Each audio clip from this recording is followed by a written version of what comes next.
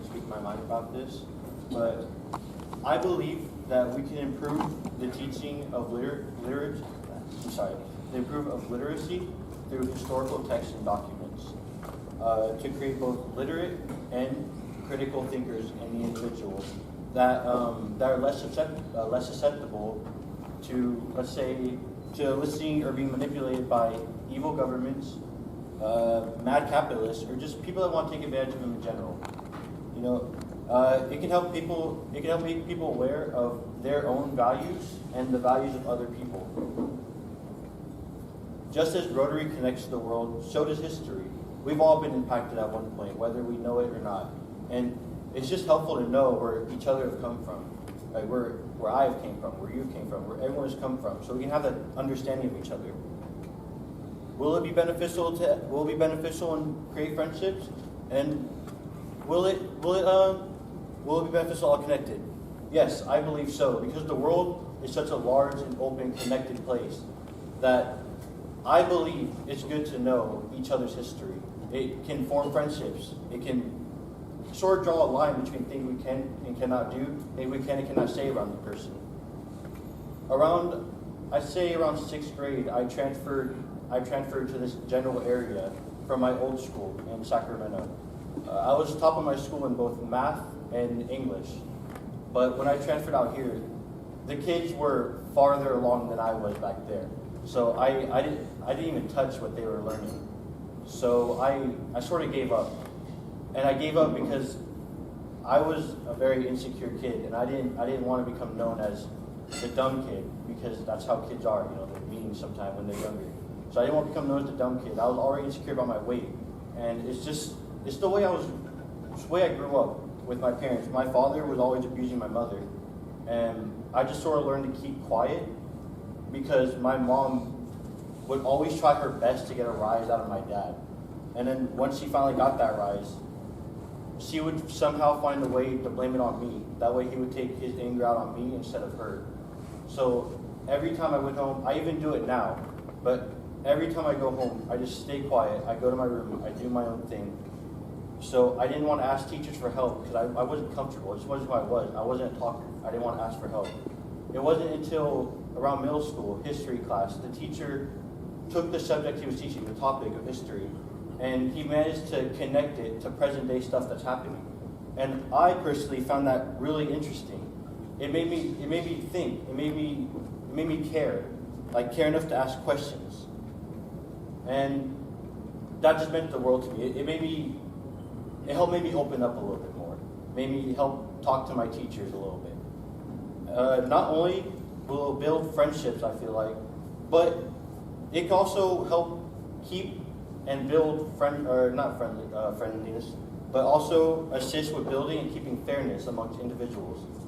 Because throughout history, there's a lot of record of unfairness. You got slavery, unequal women's rights, all that stuff from a lot of privileged males. And one thing that they have in common is with the slaves, they didn't want the black people to ever read.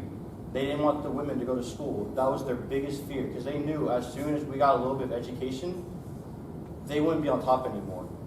We would have a little bit of power over them. And I feel like that's important to know, because that just shows how powerful knowledge is. At least to me. It shows how powerful knowledge is, and we should keep on to that. And keep on hanging on to our history, because if we don't know history, there's always that possibility of us making the same mistake that we made in the past. Like, for example, the Treaty of Versailles. After World War I ended, the Allied powers made a treaty, the Treaty of Versailles, where we stripped Germany of their land, stripped Germany of their military power, and we basically stripped them of their economy. The German people were not having a good life after that, so they were looking for a way to improve. Any leader that could promise them improvement in their lives, and that's what Hitler did. He took advantage of the suffering, and he made promises to the people. Promises that he made and he delivered to make them, to manipulate them into doing what he wants. So they would just listen blindly because they felt like the world was against them already. So I just feel like it's always a good idea to just keep keep history in mind. Keep on remembering the mistakes we made in the past. And it also got me really into psychology because I got really interested in how the human mind thinks. It's also the reason I enlisted into the Marines because I wanted to travel the world and I wanted to just learn as much as I could from around the world. And I know I'm running out of time, so I'm going to go ahead and thank you all for hearing me out.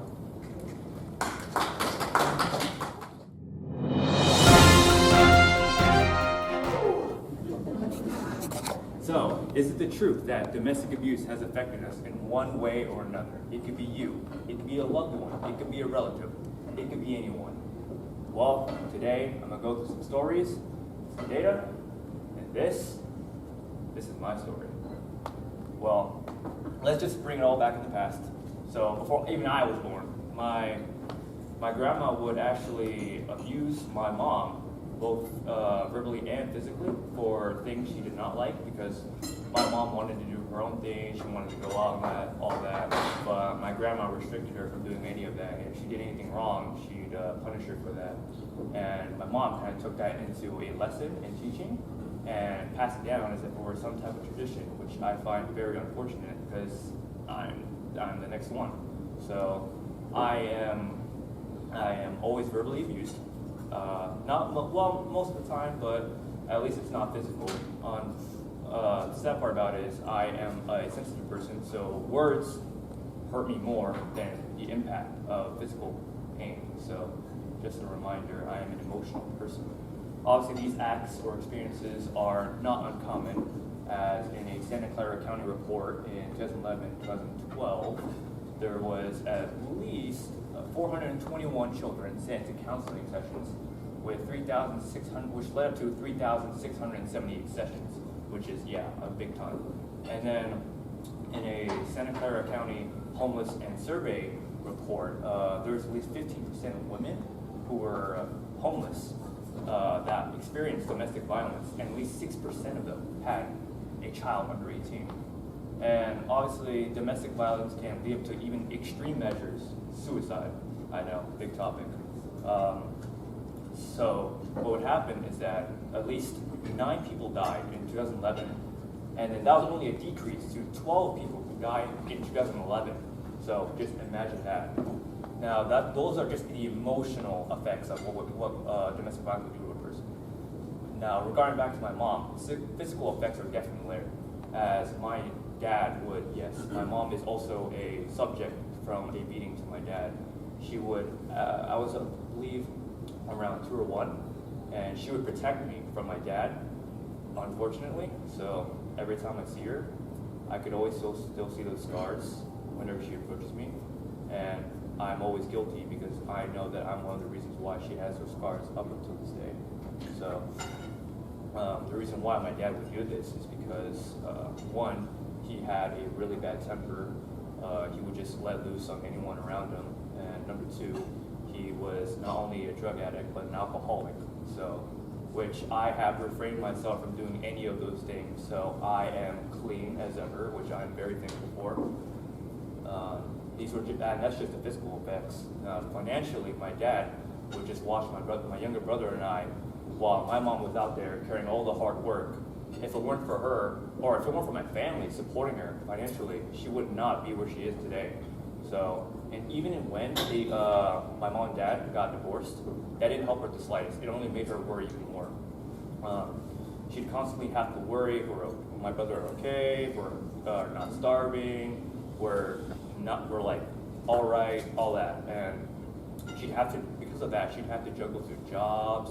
She'd have to work overtime. She constantly has to get better jobs just to get a better payment, which is really sad because she never got to finish college because of me and my younger brother, which I am thankful for up until this day. Eventually, we kicked out my dad out of the house because, one, obviously those things reasons I listed, which were, obvious at all. My mom has, even though I always get verbally abused by her, I'm always thankful for all the time she's given me. Especially how she takes me out to food, gets my hair cut. I appreciate all the things she's done for me, especially from the beating she took just in order to protect me. I was like 2 or 1 at the time. I couldn't imagine my own dad doing that to me. So, sorry, my voice is breaking. I apologize for that.